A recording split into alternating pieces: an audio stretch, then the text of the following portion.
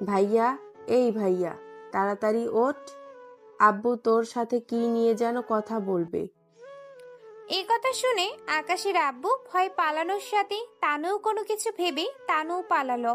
এইদিকে আকাশ উঠে কাউকে না দেখে ঘুমাতে যাবে, কিন্তু ঘুম ভেঙে যাওয়ায় না ঘুমিয়ে উঠে পড়ে। উঠে ফ্রেশ হয়ে নিচে নামে, এসে দেখে সবাই বসে আছে নাস্তা করার জন্য। নাস্তা শেষে আকাশ ওর আব্বুকে বলে ওঠে, আব্বু, তুমি অফিসে যাওনি? আমি বলছিলাম কি, আজকে তোমাকে অফিসে আমি দিয়ে আসবো। আকাশের মুখে এই কথা শোনার পর আকাশের আব্বু হকচকিয়ে ওঠে। পরে তানু পানি খাওয়ালে তার ঠিক হয়ে যায়। এইটা দেখে আকাশ বলে ওঠে তার আব্বুকে, কি হলো আব্বু? আমি এই কথা বলার পর তোমার এই রকম কেন হলো? কিছু না, আমি ভাবছিলাম যেখানে তোকে কোনোদিনও নিতে পারিনি সেখানে তুই কিনা নিজে থেকে যেতে চাচ্ছিস, তাই একটু অবাক হলাম। হ্যাঁ, যাব, তবে কেউ আমার পরিচয় যেন না জানে। মানে হলো, আমি যে তোমার ছেলে তা যেন কেউ না বুঝতে পারে। কিন্তু কেন? জানলে ক্ষতি কি? হ্যাঁ, আমি যখন বলছি জানবে না কেউ, তখন জানবে না। অতঃপর নাস্তা শেষ করে আকাশ ওর আব্বুকে নিয়ে রওনা দেয়। আকাশ ওর নিজের গাড়িতে করে ওর আব্বুর গাড়িগুলোকে পাঠায় অন্য আরেকটা রাস্তা দিয়ে। আকাশ ওর আব্বুকে অফিসে নিয়ে যায়। অফিসে গিয়ে জানতে পারে আকাশের আব্বু যে ওনার গাড়িতে কেউ যেন অ্যাটাক করেছিল। এতে কিছু অফিসার মারা যায়, সাথে অ্যাটাক করতে আসে লোকগুলোও মারা যায়। এইটা শুনে আকাশের আব্বু বলে ওঠে, তার মানে আকাশ তুই আগে থেকে জানতি যে আমার উপর হামলা করা হবে? হ্যাঁ, জানতাম, সেই জন্য তোমাকে আমার সাথে নিয়ে আসি। সাথে ওদেরকে আরেকটা রাস্তা দিয়ে পাঠিয়েছি, কিন্তু ওরা তবুও জানলো কি করে এটাই ভাবছি। কে কি জানালো আকাশ? আমার মাথায় তো কিছুই ঢুকছে না। না, কিছু না। তুমি অফিস থেকে কোথাও যেতে চাইলে আমাকে কল দিবে। এক কথায়, আমি এই সিকিউরিটির উপর নির্ভর করে তোমাকে একা ছেড়ে দিতে পারবো না। তাই তুমি যখন বের হবে, তোমার সাথে আলাদা 4জন লোক থাকবে। আলাদা কেন? সরকার তো তা মানবে না। আব্বু, তোমাকে এত কথা চিন্তা করতে হবে না। তোমার সাথে আলাদা করে 4জন লোক থাকবে। ওরা তোমাকে বাঁচাবে, কারণ সিকিউরিটির উপর ভরসা করতে পারবো না আমি। ঠিক আছে, কিন্তু ওরা দেখতে কেমন ওইগুলো তো জানতে হবে। আমি ওদের কল করেছি, ওরা এখনই চলে আসবে। তাই তুমি আমার সাথে নিচে চলো, কেননা তুমি না গেলে ওদের কেউ ভিতরে ঢুকতে দিবে না। অতঃপর আকাশ ওর আব্বুকে নিয়ে নিচে নামে। নিচে নেমে ওই লোকগুলোকে ভেতরে ঢুকিয়ে নেয়। ওই লোকগুলো কালো পোশাকে ছিল, তাই আকাশের আব্বু জিজ্ঞেস করে, ওরা এমন পোশাকে থাকবে নাকি আকাশ? হ্যাঁ আব্বু, ওরা এই পোশাকেই থাকবে। কেন, তোমার সমস্যা? না মানে আকাশ তাই বলে এই কালো লম্বা কোট পরে থাকবে? এদের তো দেখতে মাফিয়াদের মতো লাগছে। দেখো আব্বু, যা বলছি তাই করো। আর হ্যাঁ, তোরা 4জন শুনে রাখো, আব্বুর সাথে সব সময় থাকবে। কোনো সমস্যায় পড়লে আমাকে অবশ্যই জানাবে। আব্বু, এখন তাহলে আমি যাচ্ছি, তুমি বরং তোমার কাজ করতে থাকো। তা নয় করবো, কিন্তু তুই কোথায় যাবি আমাকে তো বল। আমার কাজ আছে, তাই আমি সেখানে যাব। তুমি নিজের খেয়াল রাখবে। আমি গেলাম। কথাগুলো বলে আকাশ অফিস থেকে বের হয়ে যায়। এইদিকে সমস্ত টিভি চ্যানেলে সিএম এর উপর আক্রমণের খবর সবাই জেনে যায়, কিন্তু সিএম তখন ওই গাড়িগুলোকে ছিল না, তাও চ্যানেলে বলা হয়। এইদিকে টিভির এই নিউজগুলো শুনে ডেভিল চ্যানেলের উপর বাড়ি দেয়, কেননা ডেভিল চেয়েছে সিএম কে মেরে ওনার জায়গায় বসতে চায়, যাতে করে এই পুরো শহরটাই রাজত্ব করতে পারে। কিন্তু অন্য দিকেও আকাশ ছেড়ে দেওয়ার পাত্র নয়। আকাশ ওখানে থেকে বের হয়ে চলে যায় অন্য আরেকটা জগতে। অন্য আরেকটা জগৎ বলতে খুন খারাপি করার জগতে, যেই জগতে নেই কোনো মায়া দয়া। সেই কোন ছাড়, সেখানে শুধু প্রতিশোধ নেওয়ার জন্য ওই জগৎটা তৈরি করা হয়েছে। আকাশ এখন সেই জগতেই যাচ্ছে, কেননা আকাশের আব্বু উপর ডেভিল হামলা করে যা আকাশ জেনে যায়। তাই সকালে আকাশ ওর আব্বুকে নিয়ে বেরিয়ে গিয়েছিল, যাতে করে ওর আব্বুর কোনো ক্ষতি না হয়। কিন্তু ডেভিল এটা জানে না যে আকাশের আব্বুই সিএম। এইদিকে আকাশ ওর আস্তানায় চলে আসে। ওখানে আসলে সবাই আকাশের নামে জয়ের ধ্বনি দেয় আর বলে ওঠে, তোমরা নিশ্চয়ই জানো আমাদের রাজ্যের সিএম এর উপর হামলা হয়েছিল। সাথে তোমরা এটাও জানো কে হতে পারে সে। তাই তোমরা লোকজন রেডি রাখো, আমি ডেভিলের আস্তানায় হামলা দিব। আপনি কোনো চিন্তা করবেন না বস, আমি এখনই সব লোকজনকে রেডি করতেছি, তাড়াতাড়ি করি। ওকে ঠিক আছে, তাড়াতাড়ি করো। ওকে একটা উচিত শিক্ষা দিতে হবে, না হলে সে আরো বেড়ে যাবে। বস, একটা কথা বলার ছিল। সিএম স্যার কি আপনার পরিচিত? না মানে ওনাকে কিছু কেউ বললে আপনি ওদের বিরুদ্ধে অ্যাকশনে যান, তাই কথাটা বলেছি। সে সম্পর্কে জানানোর প্রয়োজন হয়নি। তাই তোমাকে যে কাজটা করতে দিয়েছি ওই কাজটা আগে শেষ করো, বুঝতে পেরেছো?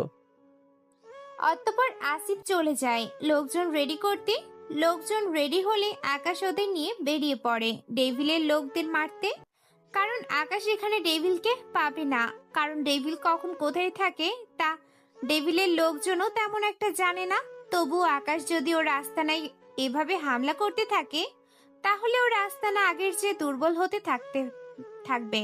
তাই আকাশ ওর লোকজনকে নিয়ে জঙ্গলের ভিতর চলে যায়। যাওয়ার আগে ওর লোকদের বলতে থাকে, দেখো, ওখানে সাবধানে ঢুকতে হবে, না হলে তারা জেনে যাবে, কোনো ভুল করা যাবে না।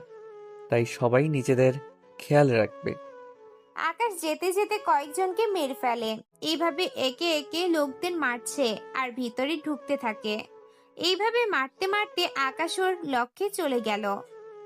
কেননা এখন সামনে একটা বাড়ি দেখা যাচ্ছে, তাই আকাশ এখন ওই বাড়িটাই হামলা করবে এবং দেখবে কোনো ক্লু পায় কিনা।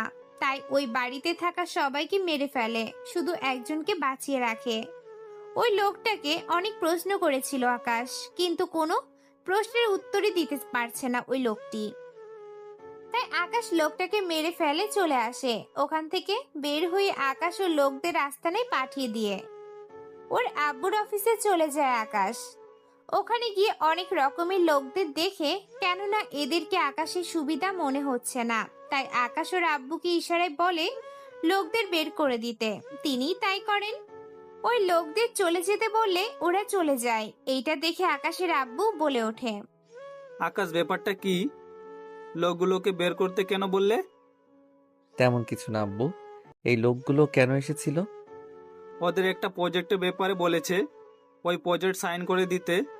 কিন্তু আমি যখন দেখলাম ফাইলটা, তখন বুঝতে পারলাম ওটা সাইন করলে অনেক সাধারণ লোকজন ক্ষতি হবে। আমারও ওদের মুখটা দেখে এমন মনে হয়েছিল, তাই ভালোই করেছো। আমি এখন বাড়িতে যাব, ওখান থেকে ঈশাকে নিয়ে আমি বের হব শপিংয়ে। তুমি এদের সাথে আসবে।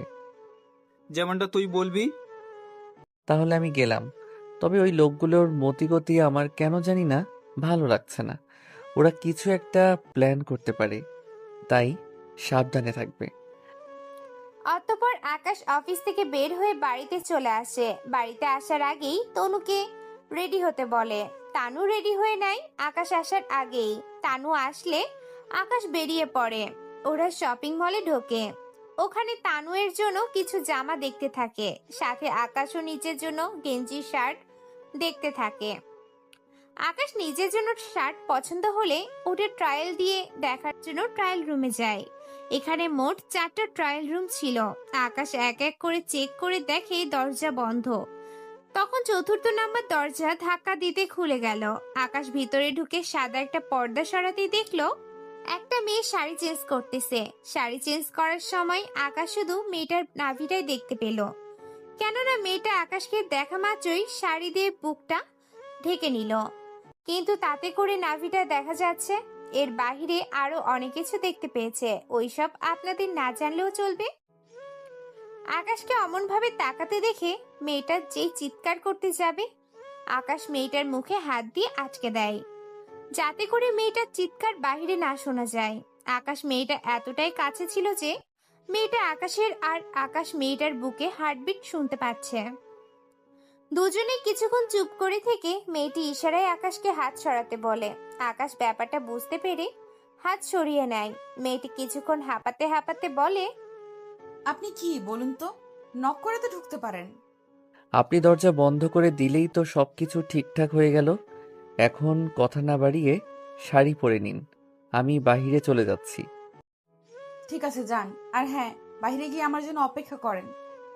আকাশ ইরার কথা মতো বাইরে চলে আসে, এসে অপেক্ষা করে। ইরা 5 মিনিটের ভিতরে শাড়ি চেঞ্জ করে বাহির হয়ে আসে। ইরাকে দেখে আকাশ একদম ফিদা হয়ে গিয়েছে, যাকে বলে লাভ অ্যান্ড ফার্স্ট সাইট, একদিক দিয়ে ভালোবাসা। এইদিকে ইরা ট্রায়াল রুম থেকে বের হয়ে আকাশের দিকে আসতেছে, আর আকাশ তো ইরাকে দেখতেই ব্যস্ত।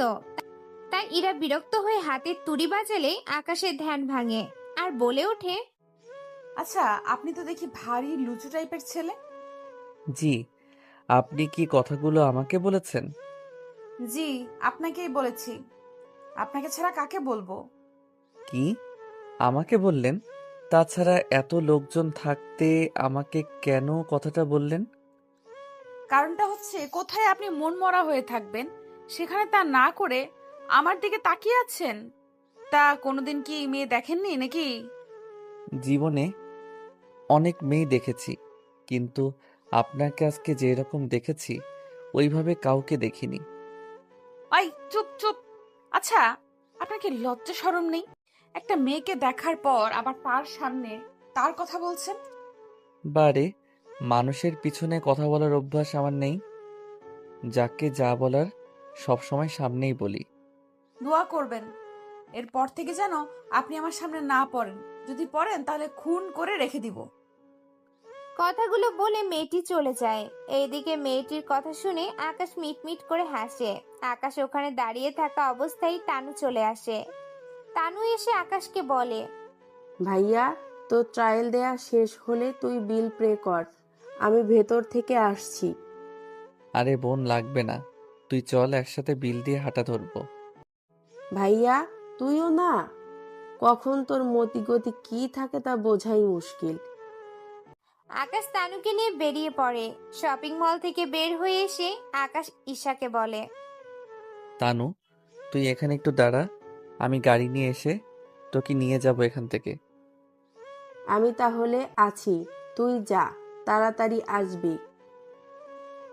আকাশ গাড়ি নিতে চলে যায়, কিন্তু 20 মিনিট হয়ে গেল আকাশ না ফেরার কারণে তানু পার্কিং লটের ভিতরে চলে যায়। ওখানে গিয়ে দেখে আকাশ অজ্ঞান অবস্থায় পড়ে আছে আর শরীরে ছুরির আঘাতের চিহ্ন। তাই তানু চিৎকার করে লোক জড়ো করে। পরে সবাই মিলে আকাশকে ওদের গাড়িতে উঠিয়ে দিলে তানু গাড়ি ড্রাইভ করে হসপিটালে আসতে থাকে। হসপিটালে আসার আগে ওর বাবা মা কল দিয়ে সব কথা জানিয়ে দেয়। আকাশের বাবা মা কল পেয়ে হসপিটালে চলে আসে আর বলে ওঠে, আম্মু, আমরা শপিং করে বের হয়েছিলাম, তখনই ভাইয়া গাড়ি নিয়ে গেল।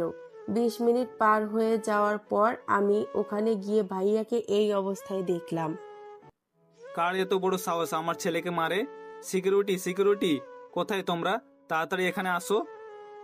জি স্যার, আমাদের ডেকেছেন কি? হ্যাঁ, এখনই এই ঠিকানায় যাও। ওখানে কি হয়েছে না হয়েছে সব জেনে তারপর আসবে। ওকে, ঠিক আছে, আপনি কোনো চিন্তা করবেন না স্যার, আমরা খুব শীঘ্রই সব কিছু তদন্ত করে আসতেছি। তদন্ত করতে হবে না, যারা এই কাজ করেছে ওদেরকে 24 ঘন্টার মধ্যে আমার সামনে হাজির করবে, জীবিত অথবা মৃত। ওকে, ঠিক আছে স্যার, আমরা সব রকমের চেষ্টা করব, আপনি কোনো চিন্তা করবেন না। অতঃপর সিকিউরিটি বের হয়ে যায়। অন্যদিকে ডক্টর আকাশের চিকিৎসা করতে থাকে।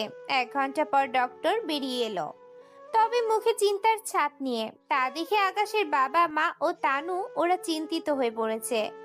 এটা দেখে ডাক্তার বলে ওঠে, দেখুন, আকাশের অবস্থা কিছুটা খারাপ, কারণ অনেক রক্ত বের হয়ে গিয়েছিল। তার উপর শরীরে আঘাতের অনেক চিহ্ন আছে, তাই সুস্থ হতে দেরি হবে। ডাক্তার সাহেব, আকাশের সুস্থ হতে কতদিন লাগবে আর জ্ঞান কখন ফিরবে? দেখুন, 7-8 দিন লাগবে সুস্থ হতে, জ্ঞান ফিরতে 1 দিন লাগবে। তাই ওর খেয়াল রাখবেন যাতে করে ওর সমস্যা না হয়। 2 দিন হসপিটালে রাখতে হবে। এখানে ওর কোনো ক্ষতি হবে না, হসপিটালে সিকিউরিটি আছে, ওরা কোনো মতে আকাশের ক্ষতি হতে দিবে না। এইদিকে তানু হসপিটাল থেকে বাকি সবাই চলে যায়। অন্যদিকে সিকিউরিটি গুলো শপিং মলের কাছে এসে অনেক লোকজনকে অনেক প্রশ্ন করতে থাকে। কিন্তু ওরা কিছু দেখেনি বলে চলে যায়। পার্কিং লটে সিসিটিভি ক্যামেরা ছিল, কিন্তু ওই লোকগুলো ক্যামেরা নষ্ট করে দিয়েছে, তাই ওখানে কোনো রকম ক্লু ওরা পেল না। তাই আশেপাশে কেউ কিছু বুঝতে পারেনি। এইদিকে আসিফ ও আকাশের লোকেরা এখন পর্যন্ত কোনো খবর পায়নি আকাশের, কেননা একদিন হয়ে গেল আকাশ ওদের সাথে কোনো যোগাযোগ করেনি। তাই আসিফের টেনশন হতে থাকলো আর বলতে লাগলো, এমনটা তো হওয়ার কথা নয়। বস, একদিন শেষ হয়ে গেল অথচ আমাদের সাথে কোনো যোগাযোগ করেনি। আচ্ছা, ওনার কিছু হয়নি তো? উনি না জানালে আমরা নিজের থেকে তো আর ওনার সাথে যোগাযোগ করতে পারবো না। তা উনি জানে, তবুও কেন যোগাযোগ করছে না? এইদিকে সিকিউরিটি গুলো আকাশের আব্বুর সামনে এসে দাঁড়িয়ে আছে। অতঃপর আকাশের আব্বু বলে ওঠে, এই কি তোমরা এভাবে দাঁড়িয়ে আছো কেন? আমার ছেলেকে যারা মেরেছে তারা কোথায়? স্যার, আমরা সব চেক করেছি, কিন্তু বড় স্যারকে কারা মেরেছে এর কোনো তথ্য পাইনি। কি তার মানে সামনে এই কাজটুকু করতে পারলে না? তোমাদের কি এই জন্য এত টাকা দিয়ে রাখি? তোমরা যদি কোনো কাজ করতে পারো না তাহলে কি লাভ আমার? সরি স্যার, আমরা সব রকম চেষ্টা করেছি। এখন শুধুমাত্র বড় স্যারই বলতে পারবে ওই সময়ে কি হয়েছিল। আমার ছেলের একবার জ্ঞান ফিরুক, তারপর ওদের খেলা শেষ করব। ওদের কত বড় সাহস আমার ছেলেকে মারার চেষ্টা করে। এইদিকে একদিন পর আকাশের জ্ঞান ফিরে। আকাশ জ্ঞান ফিরে আশেপাশে তাকিয়ে আছে, সাথে কাউকে খুঁজতেছে। আকাশের এমন করে তাকানো দেখে তানু প্রশ্ন করে, ভাইয়া, কি খুঁজছিস এমন করে? ওই মেয়েটি কোথায়? ভাইয়া, কোন মেয়ের কথা বলছিস? আমি তো ওখানে কোনো মেয়েকেই দেখলাম না।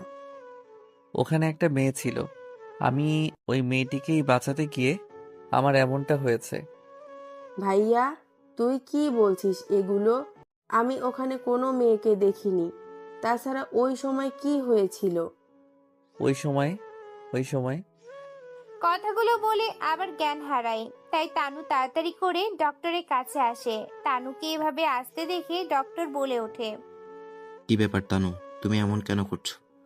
তোমার কি কোনো কিছু সমস্যা হয়েছে?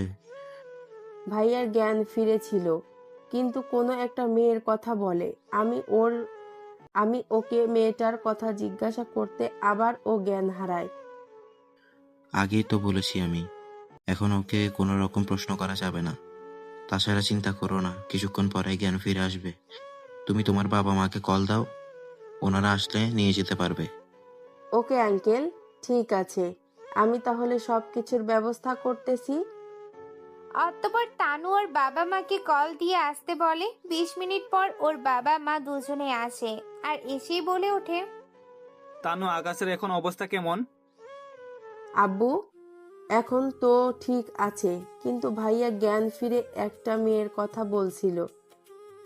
কি মেয়ের কথা? মেয়ের কথা কেন বলবে? আকাশ কি ওই মেয়েকে চিনে নাকি? উপস, আব্বু তুমিও না। কিছু বলার আগেই তো তোমার ছেলে চিৎপটাং হয়ে গেল, মানে জ্ঞান হারালো। ডক্টর আঙ্কেল বলে দিয়েছে ভাইয়াকে এসব কিছু নিয়ে যেন কোনো কথা জিজ্ঞাসা না করি। তা তোর ভাইকে কখন নিতে পারবো এখান থেকে? এই তো আবার জ্ঞান ফিরলে নিয়ে যেতে পারবো, ডক্টর আঙ্কেল এটাই বলল। অতঃপর আকাশের জ্ঞান ফিরে। ওর বাবা মা আকাশের সামনে যায়। ওনাদের দেখে আকাশ বলে, আব্বু, তোমরা কি ওই মেয়েটার কোনো খোঁজ খবর পেয়েছো কি? দেখ আকাশ, আমরা ওখানে কোনো মেয়েকে দেখিনি। না তানু কাউকে দেখেছে, তাছাড়া সিসিটিভিতেও আমরা কাউকে দেখিনি। এটা কি করে সম্ভব হতে পারে? মেয়েটা তাহলে গেল কোথায়? আমার মাথায় তো কিছুই আসতেছে না। আকাশ, তুই কি কিছু ভাবছিস?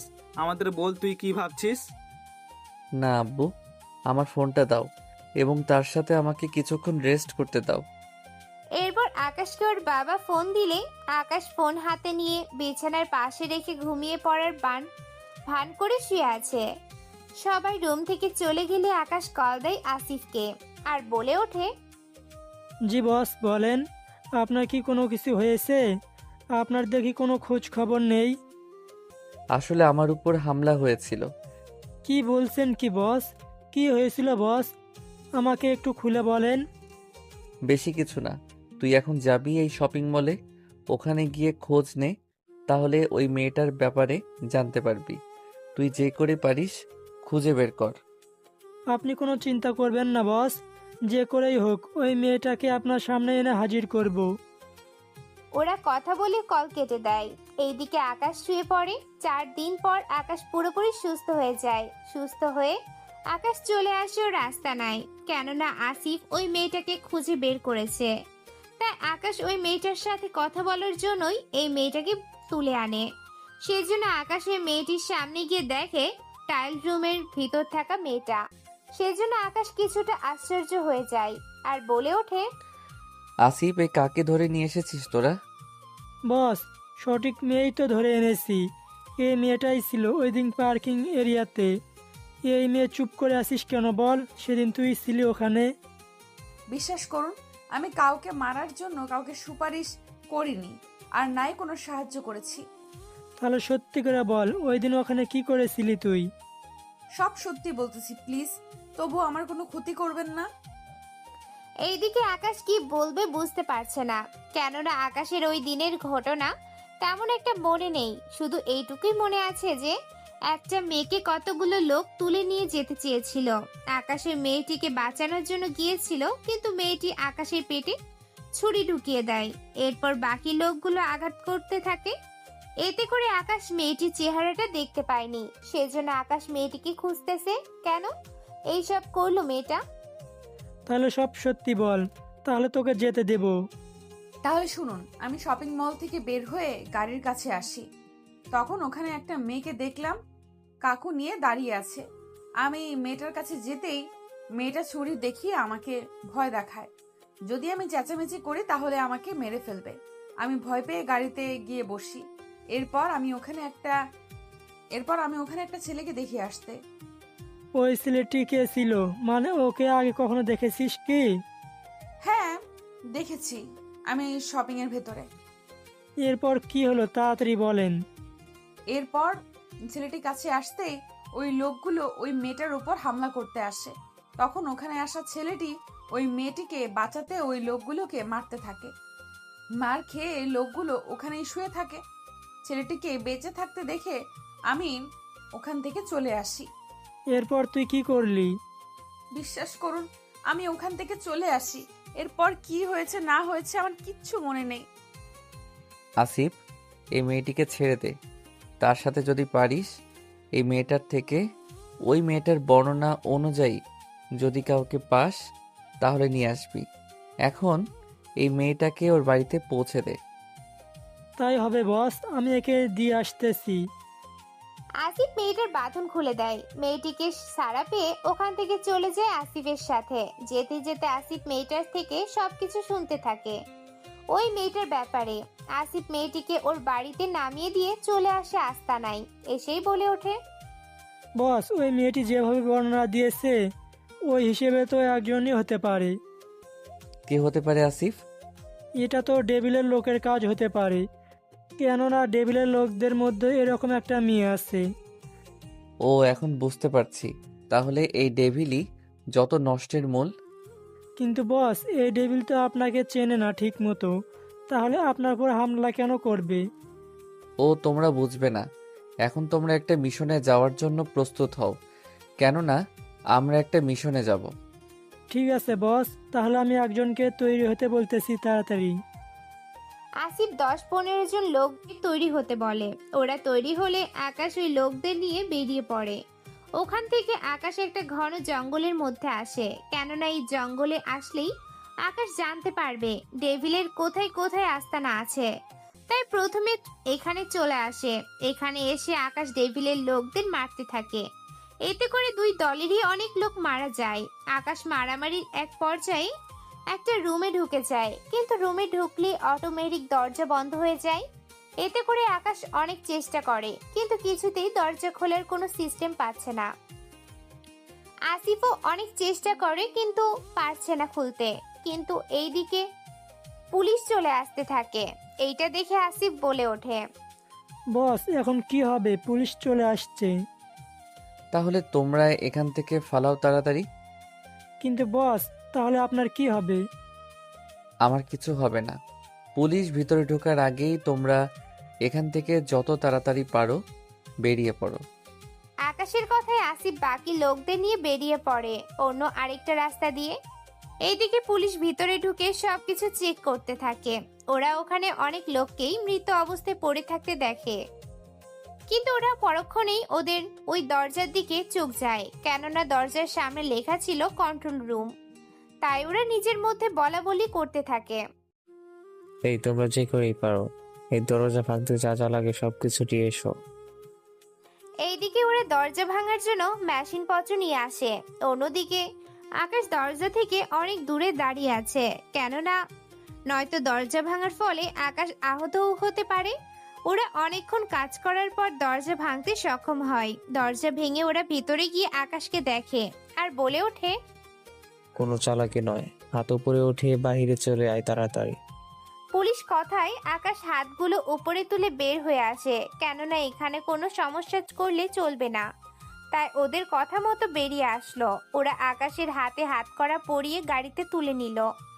30 মিনিট পর গাড়ি পুলিশ স্টেশনে আসলে আকাশকে ওখান থেকে নামিয়ে ইন্টারোগেশন রুমে নিয়ে যাওয়া হয় আর বলে ওঠে, এই ছেলে তোর নাম কি, সব সত্য বলবি?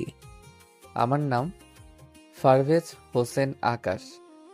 এবার বলো তুমি ওখানে কি করতে গেছিলে, আর কার লোক তুমি, এবং ওখানে কি কি কাজ চলছিল? বিশ্বাস করুন স্যার, আমি কারো লোক নই, আর নাই কারো হয়ে কাজ করি। তাহলে ওই রুমে তুই কি করছিলি? বিশ্বাস করুন স্যার, ওরা আমাকে ধরে নিয়ে ওই রুমে নিয়ে আটকে রেখেছিল। বাহ, ভালোই তো মিথ্যে কথা বলতে শিখেছিস, কিন্তু তোর এই মিথ্যে কথাই কোনো লাভ হবে না।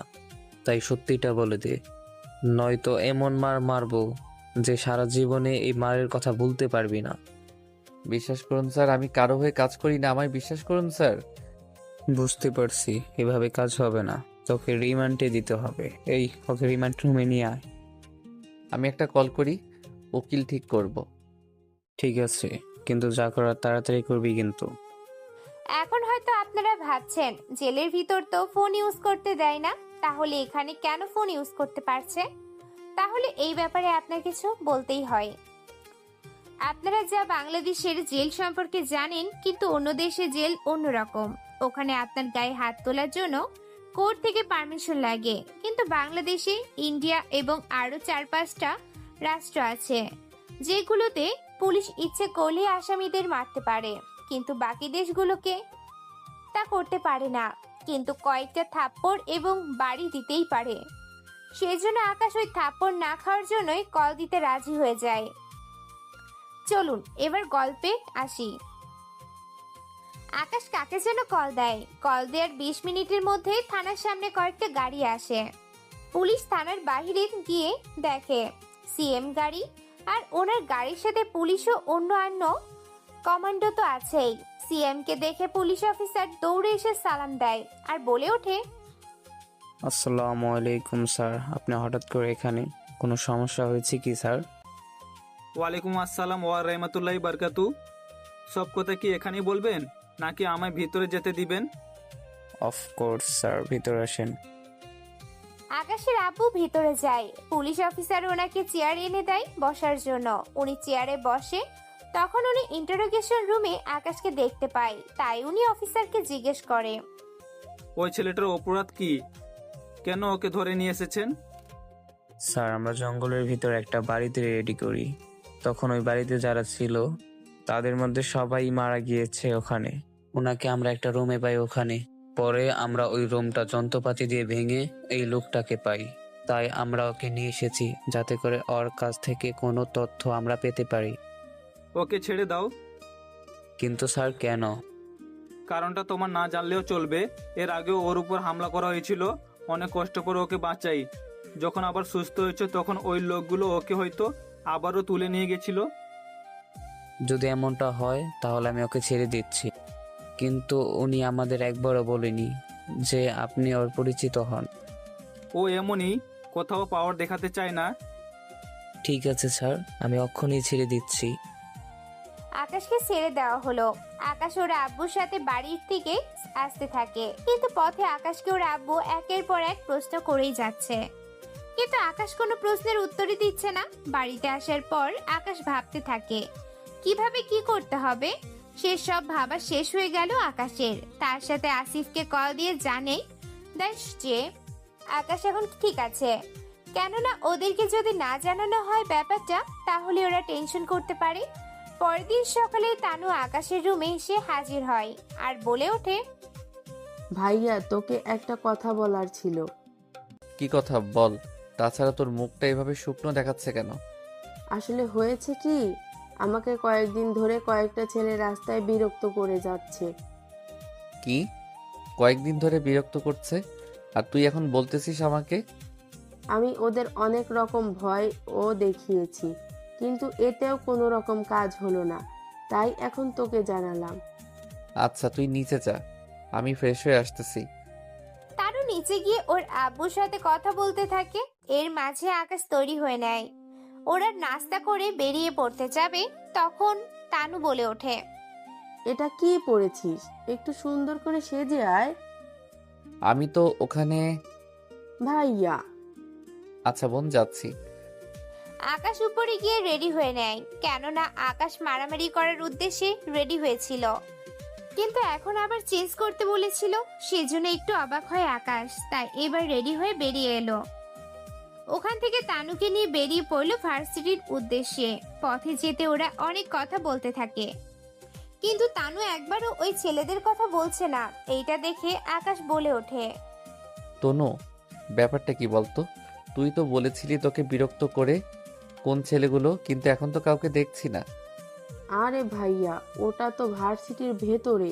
তুই ভার্সিটিতে চল, তারপর না হয় সব বলছি। আকাশ ভার্সিটিতে চলে আসে। এই ভার্সিটির প্রিন্সিপাল স্যারই একমাত্র আকাশ ও তানুর পরিচয় জানে, আর নয় বাকি লোকজন জানে যে ওর বাবা বিজনেসম্যান। আকাশ তানুকে নিয়ে ভার্সিটির ভিতরে যায় আর বলে ওঠে, কিরে, কই ওই ছেলেগুলো দেখছি না তো? ভাইয়া, তুই কি মারামারি করার জন্য এখানে এসেছিস নাকি? আরে আমি কি তা বলছি নাকি? আমার কাজ আছে তাই তো বললাম। চল আমার সাথে ওই গাছের নিচে।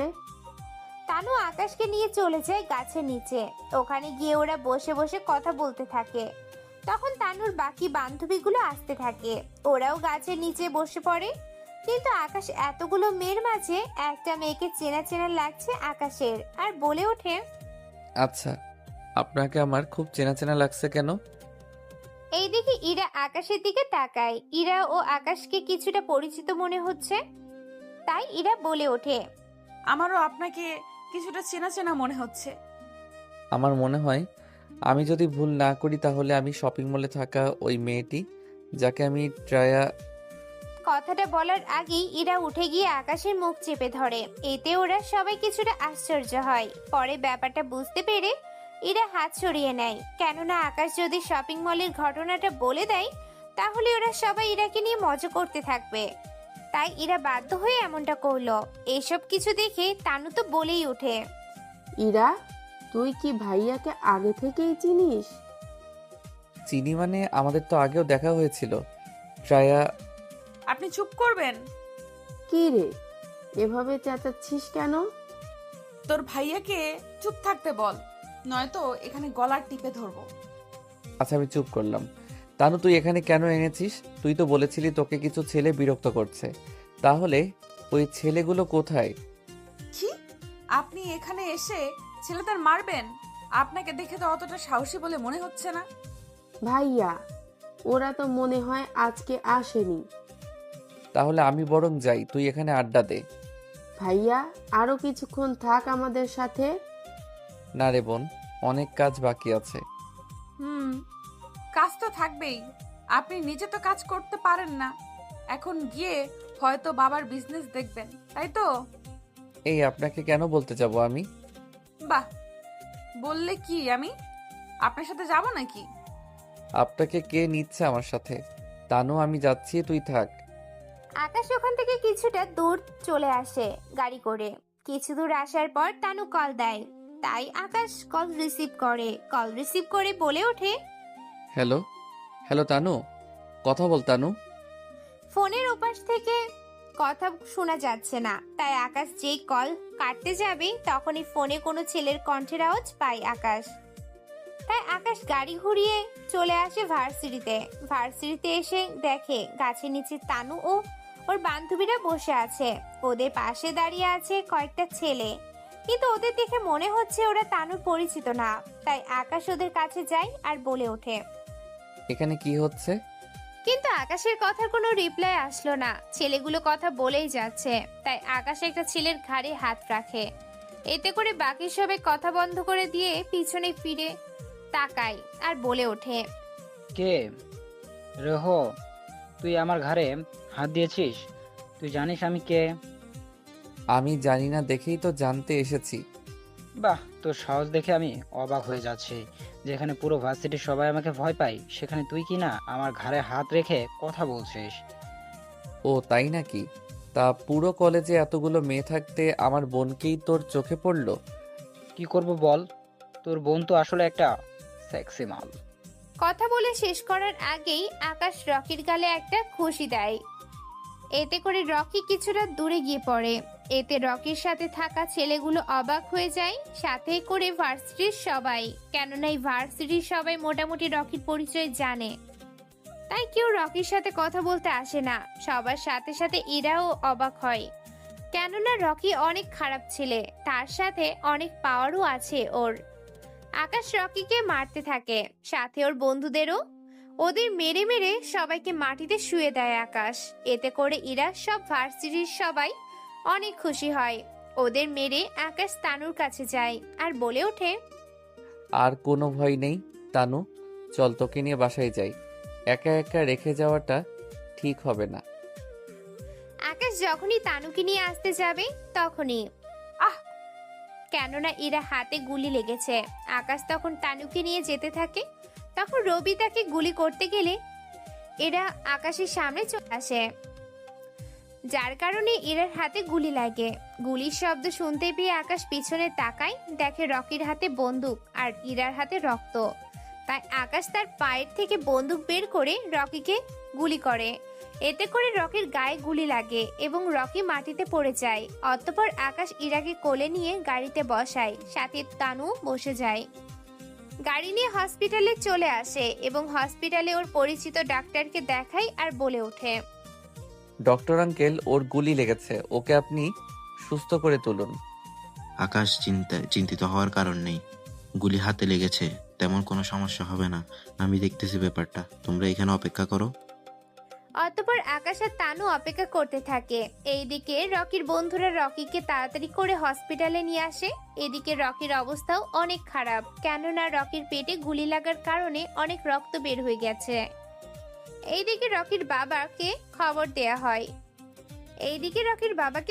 দেয়া হয়। রকির বাবা আসার আগে পুরো হসপিটালে সিকিউরিটি ও পুলিশ দিয়ে ভরিয়ে দেয়, কেননা রকির বাবা একজন রাজনীতিবিদ। তাছাড়া ওনার আরেকটা পরিচয় আছে, যা আপনারা গল্পের সাথে থাকলে জানতে পারবেন। রকির বাবা আসলে রকির বন্ধুদের সাথে কথা বলিয়ে সব জানতে পারে আর বলে ওঠে। পুলিশ অফিসার, যেখান থেকে পারেন ওই ছেলেটাকে আমি জেলের ভিতর দেখতে চাই। ওর এত বড় কলিজা, সে আমার ছেলেকে গুলি করে। চিন্তা করবেন না স্যার, আমরা ভার্সিটিতে গিয়ে ওখানকার সব খবর নিয়ে এবং ওই ছেলেকে নিয়ে আপনার সামনে হাজির হব। হ্যাঁ, যত তাড়াতাড়ি পারো কাজটা করো। ওকে থানায় নিয়ে এসে এমন মার মারবে যেন সারা জীবন এই মারের কথা না ভুলে। ওকে ঠিক আছে স্যার, আপনি কোনো চিন্তা করবেন না, আমি সব ব্যবস্থা করতেছি। আমি তাহলে যাই স্যার।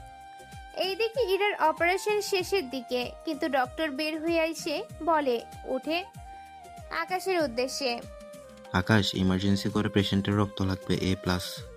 আঙ্কেল আপনি চিন্তা করবেন না, আমি ওকে রক্ত দিব। চলুন, কোথায় রক্ত দিতে হবে? আকাশ ডক্টরের সাথে চলে যায়। অন্যদিকে রকিরও অপারেশন শেষ হয়ে যায়। পুলিশ অফিসার ভার্সিটিতে সব ইনফরমেশন নিয়ে হসপিটালে চলে আসে। এখানে এসে ওরা আকাশের খোঁজ নিয়ে আকাশের কাছে চলে আসে আর বলে ওঠে। আকাশ, এমপি সাহেবের ছেলেকে গুলি করার অপরাধে তোমাকে আমরা গ্রেপ্তার করেছি। এইদিকে আকাশকে নিয়ে যেতে থাকে পুলিশ থানার উদ্দেশ্যে। তখনই ওখানে আসে ইরার বাবা আর বলে ওঠে। কি ব্যাপার আকাশ, তুমি এখানে কেন? আর পুলিশ তোমাকে কেন ধরে নিয়ে যাচ্ছে? আঙ্কেল ওসব বিষয় পরে জানাবো আপনাকে, এখন শুধু এটা জেনে রাখুন আমি কিছুক্ষণ পরে এখানে চলে আসব। কিন্তু আপনি কেন এখানে? আমার মেয়ে গুলি লেগেছে তাই আমি ওকে দেখতে এসেছি। আর তানু, তোমাকেও দেখতেছি, তুমি এখানে দাঁড়িয়ে আছো। আমার মেয়ে কোথায়? আঙ্কেল, ইরা আপু এখন ভিতরে। আর কোনো সমস্যা নেই, আপনি নিশ্চিন্তে থাকতে পারেন।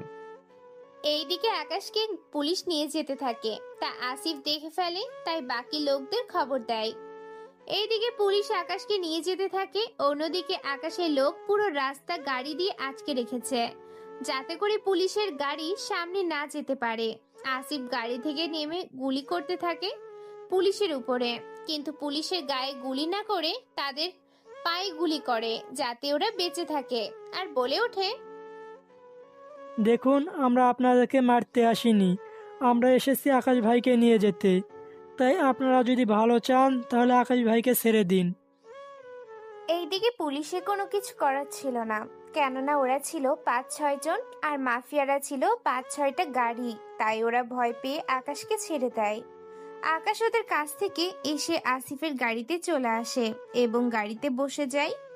এদিকে পুলিশ অফিসার এমপি সাহেবকে ফোন দিয়ে ব্যাপারটা জানায়। এমপি সাহেব কল দিয়ে ওনার কিছু লোক আকাশকে পিছনে লাগিয়ে দেয়। কিছু মিনিটের মধ্যে ওরা আকাশের গাড়িকে ফলো করতে থাকে, কয়েকটা গাড়ি মিলে, কেননা আকাশের গাড়িতে আসিফ ও আকাশ যাচ্ছে। বাকি গাড়িগুলো আস্তানায় চলে যায়। এই সুযোগে ওরা আকাশকে একা পেয়ে যায়।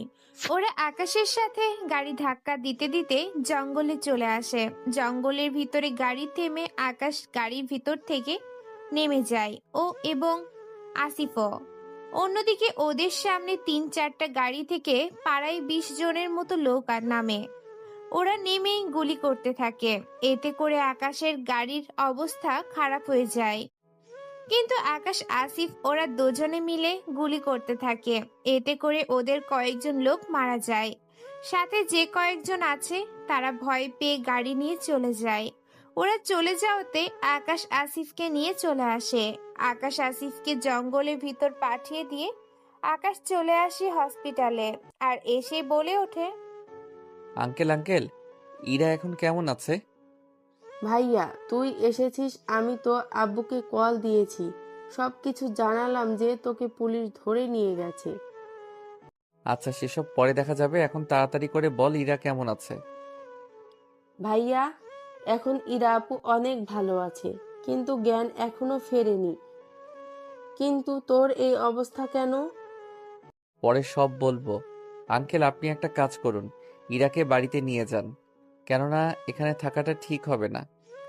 অতঃপর ইরার আব্বু ইরাকে নিয়ে বাড়িতে চলে যায়। অন্যদিকে আকাশ আর তানুকে নিয়ে বাড়িতে চলে আসে। এইদিকে রকির বাবা আকাশের ছাড়া পাওয়াটা মেনে নিতে পারেনি, তাই উনি ওনার আরেকটা রূপে চলে যায়। সেই রূপটা অনেক ভয়ানক। আকাশ বাড়িতে এসে নিজের রুমে চলে যায়। তানু এর মধ্যে রুমে ফ্রেশ হয়ে আকাশের কাছে চলে আসে আর এসে বলে ওঠে, ভাইয়া, একটা আমাকে কথা বল, তুই কি এটা আর আব্বুকে চিনিস? হ্যাঁ, চিনি তো। উনি আমাদের কোম্পানি থেকে অনেক রকম পণ্য কিনে। ও আচ্ছা, এই ব্যাপার। এখন তাহলে আমি যাই, ইরাকে গিয়ে একটু দেখে আসি। তুই কি যাবি? না তানু, আমি যাব না, তুই বরং দেখে আয়। অতঃপর তানু চলে যায় ইরাদের বাড়িতে। ওখানে গিয়ে ইরার সাথে দেখা হয়, কেননা এতক্ষণে ইরার জ্ঞান ফিরে এসেছে। তাই তানু ইরার সাথে অনেকক্ষণ কথা বলতে থাকে। হঠাৎ করে ইরা বলে ওঠে, আচ্ছা তানু, তোর ভাইয়া আসেনি? ভাইয়া এসে কি করবে? তাই আমি নিজেই ওকে নিয়ে আসিনি। আচ্ছা, ভালো থাকিস। এখন আমাকে একটা কথা বল, আমি এখানে কি করে আসলাম? আচ্ছা ঠিক আছে, আমি তোকে সবটা বলতেছি তোর গুলি লাগার পর। অতঃপর তানু ইরাকে সবগুলো ঘটনা খুলে বলতে থাকে। আমি আর ঘটনা বললাম না, কারণ আপনারা তো সব জানেনই, তাই আবার বলে সময় নষ্ট করতে চাই না। এইদিকে তানু ইরার বাসা থেকে বের হয়ে আসে। এইদিকে রাত হয়ে যায়, কিন্তু তানু বাড়িতে আসেনি। তাই আকাশ ইরার আব্বুকে কল দেয়, কিন্তু উনি জানায় যে তানু দুপুরের পরে বের হয়ে গিয়েছিল। তানু কি এখনো বাড়িতে ফিরেনি? না আঙ্কেল, তানু তো এখনই বাড়িতে ফিরেনি, তাই আপনাকে কল দিলাম। সে কি তাহলে কোথায় গেল? ওর নাম্বারে কল দিয়েছো কি তুমি? জি আঙ্কেল, কিন্তু নাম্বার বন্ধ দেখাচ্ছে। তবে আপনি চিন্তা করবেন না, আমি ঠিকই ওকে খুঁজে বের করে নিব। তাই আকাশ ইরার বাড়ির কাছে আসে এবং সমস্ত সিসিটিভি ক্যামেরা চেক করতে থাকে তানু কোন রাস্তা দিয়ে কোথায় গিয়েছিল। অতঃপর আকাশ দেখে তানু ইরাদের বাড়ি থেকে বের হয়ে হাইওয়ে রোডে চলে গিয়েছিল। তখন আকাশ মনে মনে বলতে থাকে, রোডে আসলে তো ওখান থেকে কেউ কিছু করতে পারবে না, কিন্তু হাইওয়ে রোডের শেষের দিকে তো। তাই এই আকাশ দেরি না করে হাইওয়ে রোডের শেষের দিকে চলে আসে, কেননা একটু সামনে এখান থেকে দুটো রাস্তা আছে। একটা আকাশদের বাড়ির দিকে আর একটা জঙ্গলের ভিতরে যায়। তাই আকাশ জঙ্গলের ভিতরে যেতে থাকে। ওখানে যেতে যেতে আকাশ অনেক কিছু খেয়াল করে। ওখানে তখনই আকাশের চোখে পড়ে একটা গাড়ির দিকে, কেননা গাড়িটা পুরোপুরি পুড়িয়ে গিয়েছে। কোনো কিছু বোঝা যাচ্ছে না এটা কার গাড়ি। অনেক কষ্টের পর আকাশ বুঝতে পারে এটা তানুর গাড়ি। আকাশ ভয় পেয়ে গাড়ির ড্রাইভিং সিটে গিয়ে দেখে কেউ আছে কিনা, কিন্তু সব চেক করেও কাউকে পেল না। এদিকে রাতের অন্ধকার থাকায় আশেপাশে খুঁজেও কাউকে দেখা যাচ্ছে না। সেজন্য আকাশ গাড়ি থেকে লাইন নিয়ে আশেপাশে খুঁজতে থাকে। তখন আকাশ জঙ্গলের ভিতর একটা বাড়ি দেখতে পায়, তাও বাড়িটা অনেক ছোট। সেজন্য আকাশ বন্দুক বের করে ধীরে ধীরে এগিয়ে যায়। ওখানে গিয়ে আকাশ দরজা খুলতেই তানুকে দেখতে পায়, কিন্তু তানুর তখন জ্ঞান ছিল না। অতঃপর আকাশ তানুর মুখের উপরে পানি ছিটিয়ে জ্ঞান ফিরায় আর বলে ওঠে, ছোট বোন আমার, তুই ঠিক আছিস তো? তোর কোনো কিছু হয়নি তো? ভাইয়া, তুই আমাকে এখান থেকে নিয়ে চল, না হলে ওরা আমাকে মেরে ফেলবে। বোন আমার, কাঁদিস না। দেখ, তোর ভাই চলে এসেছে। এখন এখান থেকে চল, কেউ আসার আগে। অতঃপর আকাশ তানুকে নিয়ে আসতে গেলে তানু হাঁটতে পারতেছে না শরীর দুর্বলের কারণে। তাই তানুকে কোলে নিয়ে পাহাড়ের রাস্তা দিয়ে উপরে আসে। তখন আকাশ বলে ওঠে, তানু, তুই কি গাড়ি চালিয়ে যেতে পারবি বাড়িতে? পারবো ভাইয়া, কিন্তু তুই এখানে কি করবি? আমি এখান থেকে দেখব তোকে কারা নিয়ে এসেছিল। তোকে একা যেতে দেওয়া যাবে না। দাঁড়া, একটু অপেক্ষা কর। 5 মিনিট পর দুইটা গাড়ি আসে। একটা করে আসিফ আসে, আরেকটা করে 4-5 জন লোক আসে। ওরা হচ্ছে আকাশের লোক। অতঃপর আকাশ বলে ওঠে, আসিফ, তুই এখানে অপেক্ষা করে লুকিয়ে থাক। ওই ঘরটার উপরে নজর রাখ, কে আসে ওখানে। এই বলে আকাশ তানুকে নিয়ে বেরিয়ে পড়ে। ওরা বাড়িতে এসে তানুকে নিয়ে ওর রুমে পাঠিয়ে দেয় আকাশ। আকাশ ওর মাকে বলে তানুর দেখাশোনা করার জন্য এবং ওকে খাইয়ে দেওয়ার জন্য। অতঃপর আকাশ বের হয়ে চলে যায় জঙ্গলে। ওখানে এসে আসিফের কাছে জানতে পারে এখন পর্যন্ত কেউ আসেনি এখানে। তাই আকাশ ওখানে থাকে এবং বাকিদের পাঠিয়ে দেয়। আকাশ ওই বাড়িটার উপর একাই নজর দিতে থাকে। কিছুক্ষণ পর ওই বাড়িতে কতগুলো লোক আসে। ওরা ওখানে তানুকে না দেখতে পেয়ে ওরা বুঝে গিয়েছে যে ওকে কেউ নিয়ে গেছে। তাই আকাশ ওখানে থাকা সবাইকে মেরে ফেলে এবং মারার পর ওদের কাছে আসে। তখন ওদের ফোনটা বেজে ওঠে। সেজন্য আকাশ ফোনটা হাতে নেয়। নম্বরটা আকাশের চেনা চেনা লাগতেছে, কেননা এই নম্বরটা ডেভিলের। অতঃপর ওখান থেকে আকাশ চলে আসে। এদিকে হসপিটালে রকির জ্ঞান ফিরে আসে। এটা দেখে তার বাবা বলে ওঠে, বাবা, তোর এই হাল কি করে হলো? আব্বু, একটা ছেলে। অতঃপর রকি ওর বাবাকে সবটা বলতে থাকে।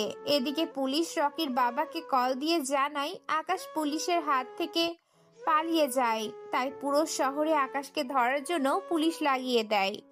কয়েক ঘন্টা পর পুলিশ আকাশকে ধরে নেয়।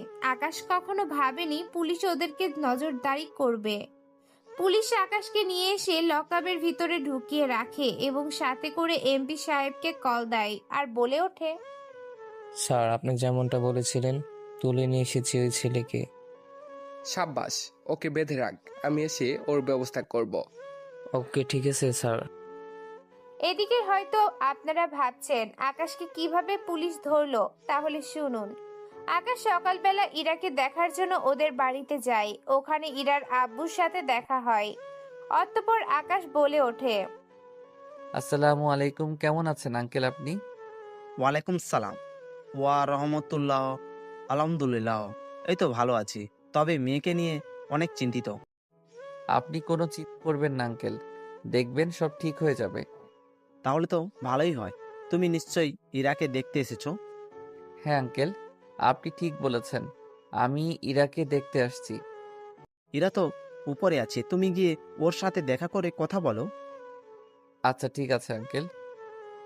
অতঃপর আকাশ উপরের দিকে চলে আসে, এসে ইরার রুম খুঁজতে থাকে। কয়েকটা রুম দেখার পর আকাশ রুমটা খুঁজে পায়। রুমটা যেই খুলতে যাবে আবারও একই কার্ড। ইরা একা একা জামা পরতে থাকে, তখনই আকাশ দেখে ফেলে। তবে ইরা এবার চেঁচায়নি। আকাশ দরজা বন্ধ করতে যাবে, তখনই ইরা বলে ওঠে, এই যে পালাতে হবে না আপনাকে, ভেতরে আসেন। কি বলছেন কি? আপনি আগে জামা পরে নিন, তারপর না হয়। আরে সমস্যা নেই, আপনি আসুন তো। অতঃপর আকাশ অনেকটা ভয়ে ভয়ে রুমের ভিতরে ঢুকলো, সাথে চোখ বন্ধ করে নিল। এইটা চোখে ইরার কিছুটা মুচকে হাসতেছে।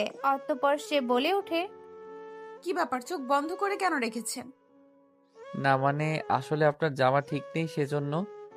বাহ, ওই দিন তো সব দেখে নিয়েছেন, তাছাড়া নতুন করে আর দেখার কিছু নেই।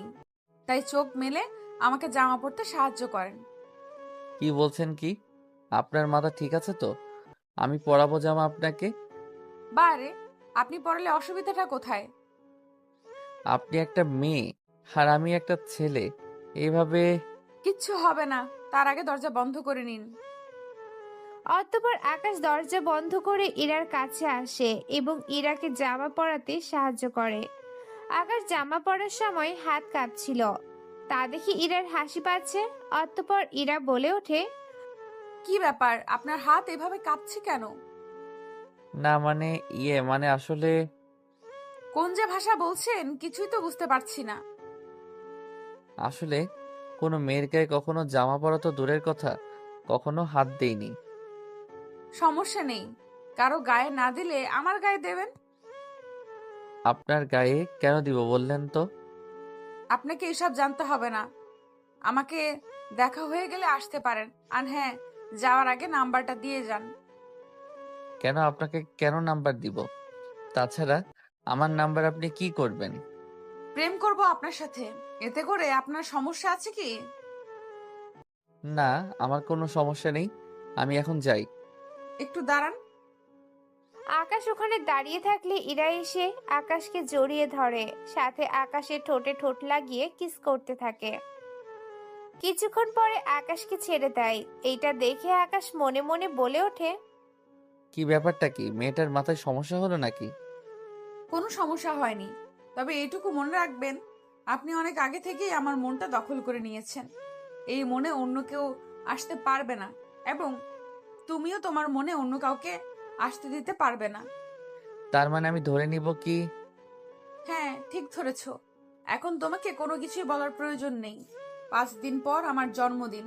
যদি উত্তর হ্যাঁ হয়, তাহলে সবার সামনে বুঝতে পেরেছি, যদি উত্তর না হয়? তাহলে আমি পৃথিবীর থেকে চিরবিদায়।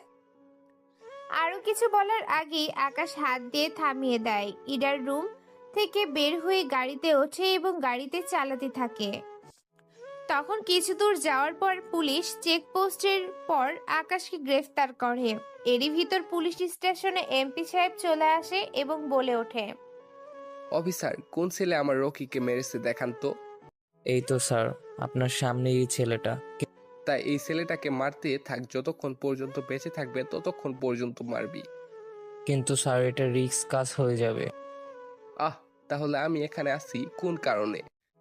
তাহলে কোনো চিন্তা করবেন না স্যার, আপনার চোখের সামনে আমি ওকে মারবো। অতঃপর পুলিশ জেলার ভিতর আকাশের কাছে আসে। এতে আকাশের মাথাটা উপরের দিকে উঠালেই এমপি সাহেব আকাশের মুখটা দেখতে পারে এবং বলে ওঠে, বাহ বাহ, তুই কাকে ধরে নিয়ে আসছিস তা কি তুই জানিস? কি বললেন স্যার? কে এই ছেলে? আমি তো কিছুই বুঝতে পারছি না। না থাক, তোকে জানতে হবে না। তুই ওকে এমন মার মারবি যেন ও সারা জীবন মনে রাখে। সাথে করে ওকে অনেকগুলো কেসে ফাঁসিয়ে দিবি। তার চেয়ে গুরুত্বপূর্ণ কথা হলো, ওকে ছাড়ানোর জন্য অনেক লোক আসতে পারে, তাই তাড়াতাড়ি করবি। কিন্তু করবেন না স্যার, আপনি শুধু আমার দিকটা একটু তাকাবেন, বাকিটা আমার উপর ছেড়ে দিন। তাড়াতাড়ি করে ওকে মেরে কোথাও ফেলে আসবি, যাতে করে ওর পরিচয় তা কেউ না জানে।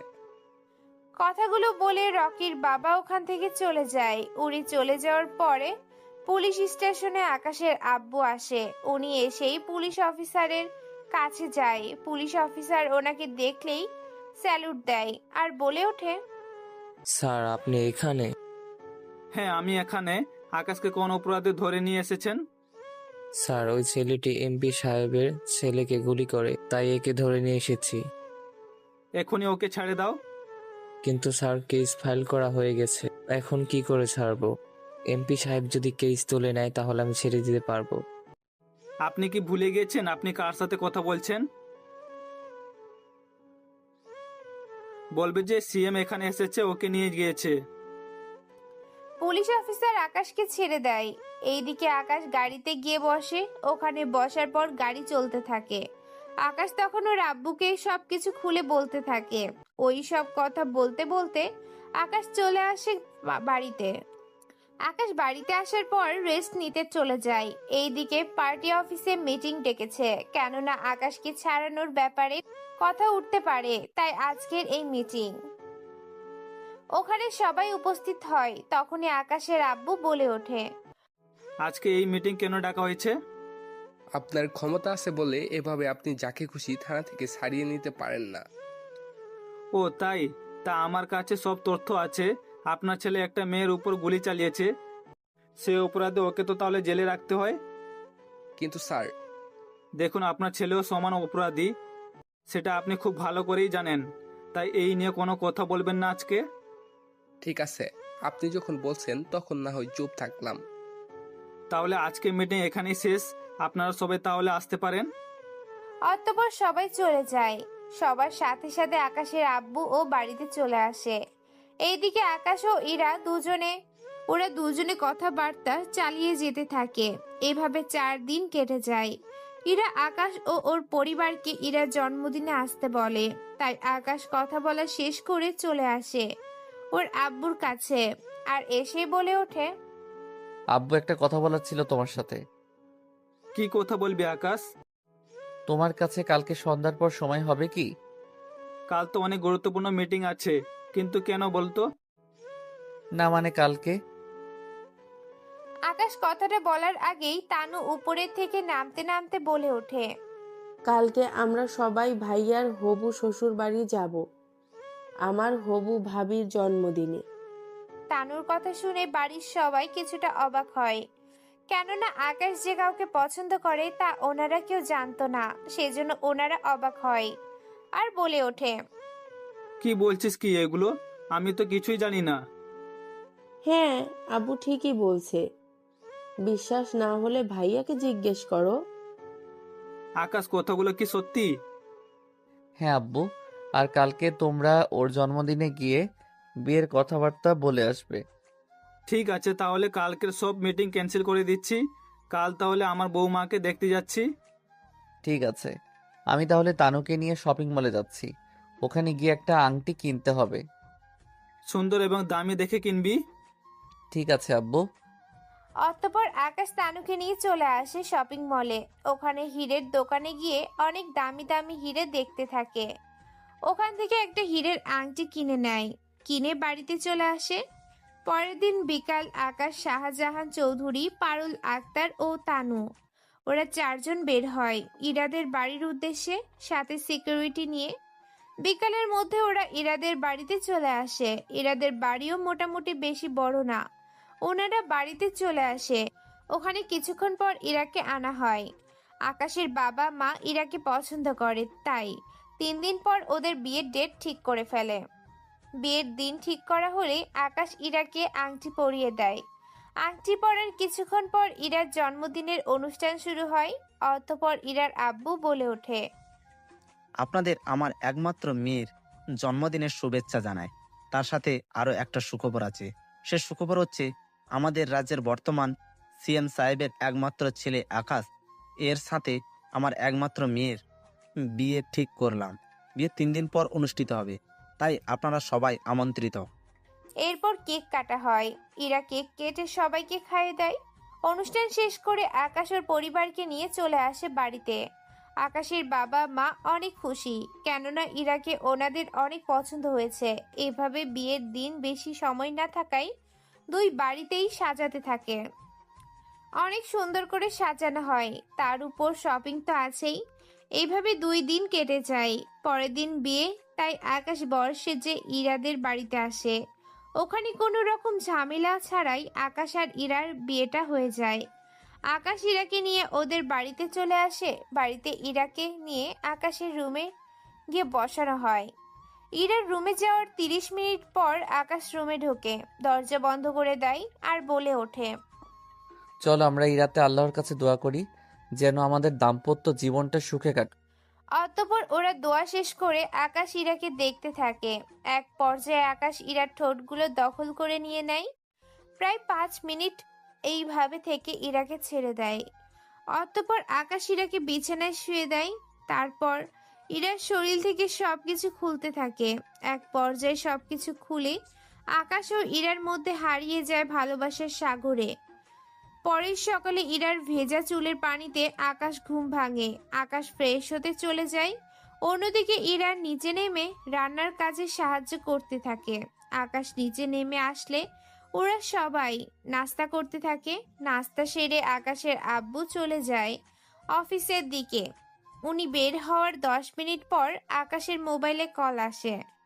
কলে কথা বলতে জানতে পারে আকাশের আব্বুর উপরে হামলা হতে পারে, তাই আকাশ তাড়াতাড়ি করে বেরিয়ে পড়ে, তবে হেলিকপ্টার নিয়ে, কেননা গাড়ি করে যেতে সময় লাগবে, সেজন্য হেলিকপ্টারে করে যাওয়া। হেলিকপ্টার করে আকাশ এসে দেখে আকাশের আব্বুর থেকে গুলি করতে থাকে।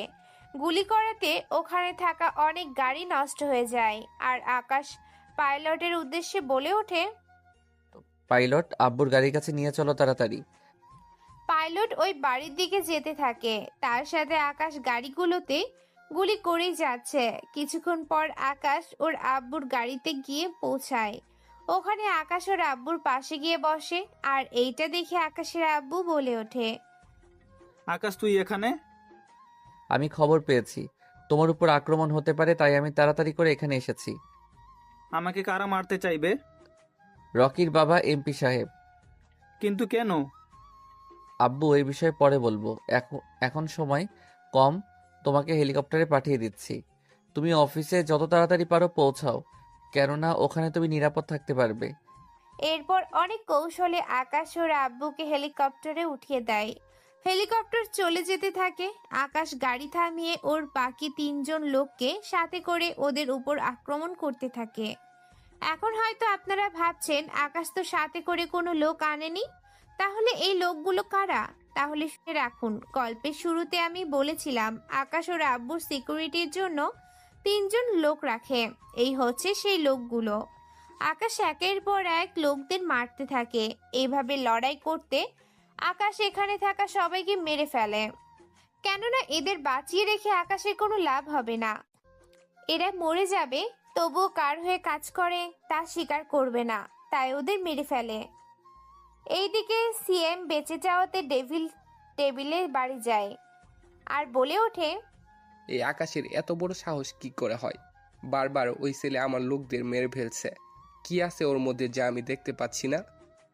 এইদিকে আপনারা ভাবছেন ডেভিলের সাথে কি করে জড়িত, কিন্তু চিন্তা করবেন না, ঠিকই জানতে পারবেন সবকিছু। এইদিকে আকাশের আব্বু অফিসে আসাতে এমপি মোটেও খুশি হয়নি। শাহজাহান চৌধুরী অফিসে এসে এমপি সাহেবকে ওয়ার্নিং দিয়ে দেয়, যাতে করে ভবিষ্যতে এরকম কোনো কাজ যেন না করে থাকে। এইদিকে শাহজাহান চৌধুরী কথায় এমপি কিছুটা ভয় পায়। অন্যদিকে আকাশ ডেভিলের সাথে একটা চুক্তি করার জন্য একটা মিটিং ডাকে, কেননা এইভাবে কাজ করতে থাকে ওদের দুজনের জন্যই ক্ষতি, যা ওরা নিজেরাই ভালো করে জানে।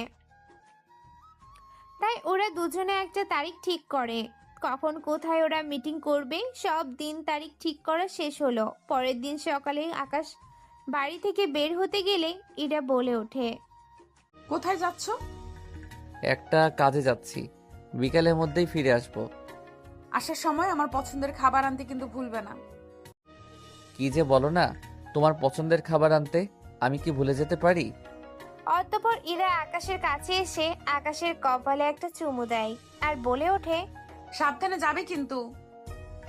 আকাশ হাসি মুখ নিয়ে বেরিয়ে আসে।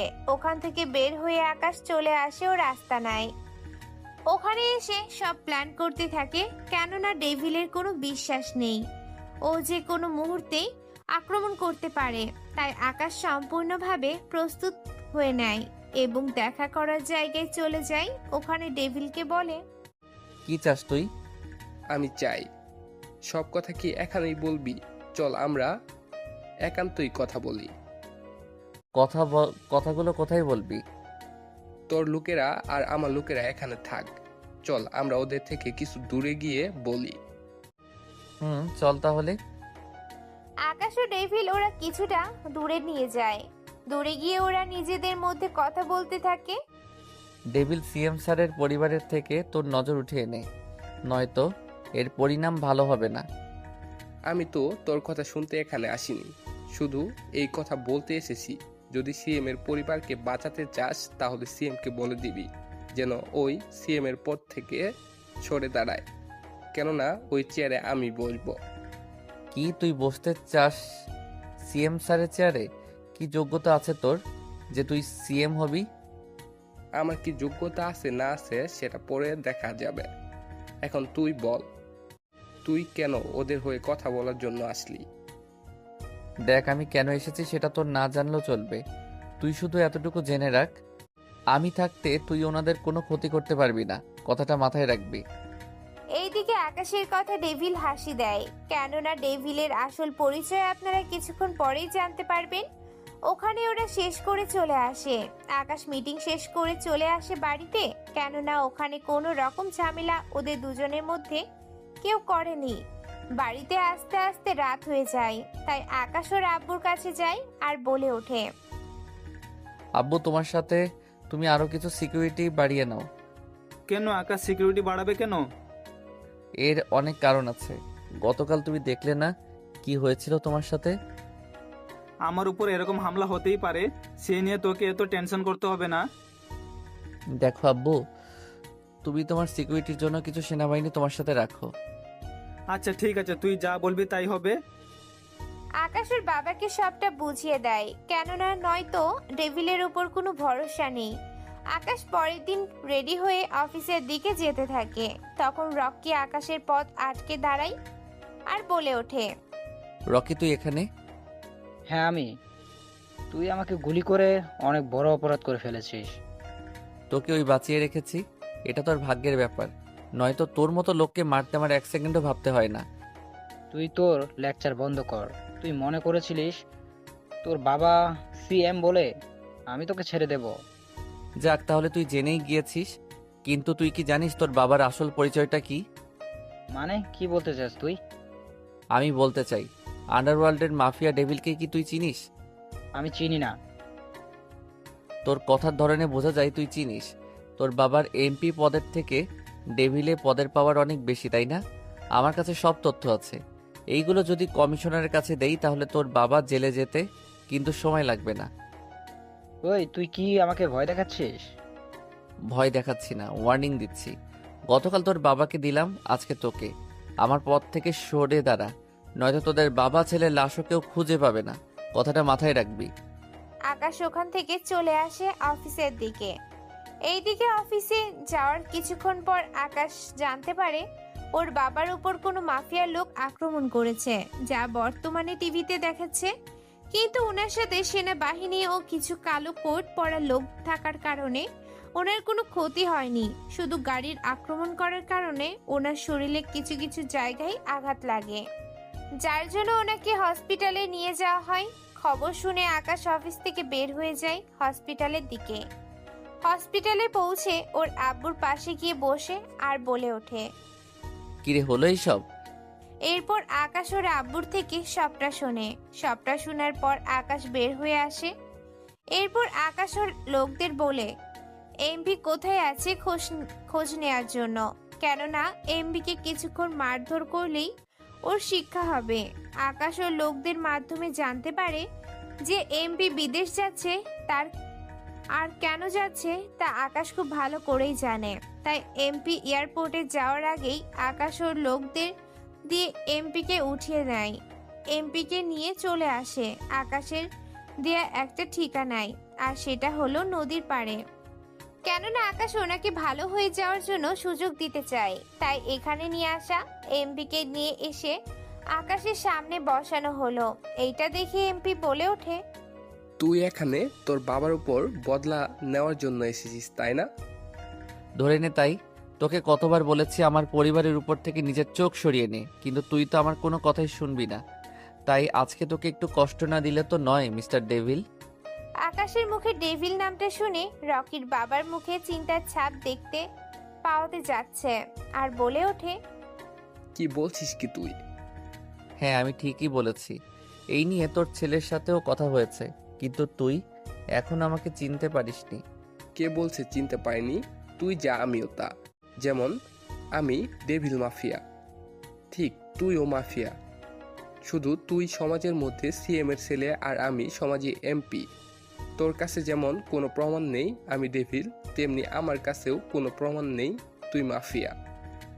যাক, সবটা যেহেতু বুঝতে পেরেছিস, তারপর কোন সাহসে তুই আমার বাবার উপর আক্রমণ করেছিস বল? কারণটা তুই ভালো করেই জানিস। আমি কোনো আক্রমণ করছি, কারণ আমার ওই চেয়ারটা চাই। তুই কি জানিস না এরপর আমি তোর কি হাল করতে পারি? মেরে ফেলবি তাই তো? তাহলে জনগণ জানবে একজন এমপি মাফিয়ার হাতে খুন হয়েছে, এবং পরে আমার জায়গাটা আমার ছেলে এসে রাজত্ব করবে। ঠিক বলেছিস। তোকে এভাবে মারলে তোর আসল পরিচয় কখনো সামনে আসবে না। তাই তোকে ডেভিলের পরিচয় মারবো, যাতে করে সবাই তোর আসল পরিচয়টা জানতে পারে। এখন তুই আমার বাবাকে যতটা কষ্ট দিয়েছিস, ঠিক ততটা কষ্ট তোকে দিব আমি। এই তোমরা একে গাড়িতে বসাও এবং গাড়ি দিকে একে আঘাত করো। আমি এর ছেলেকে কল দিয়ে এখানে আসতে বলি। আকাশের কথা মতো ওরা গাড়ি নিয়ে আঘাত করতে থাকে। সেই সাথে আকাশ রকিকে কল দিয়ে এই কথাটা জানায়, কেননা রকি এখানে আসতে 30 মিনিট সময় লাগবে। এরই মধ্যে ওদের কথাটা শেষ হয়ে যাবে।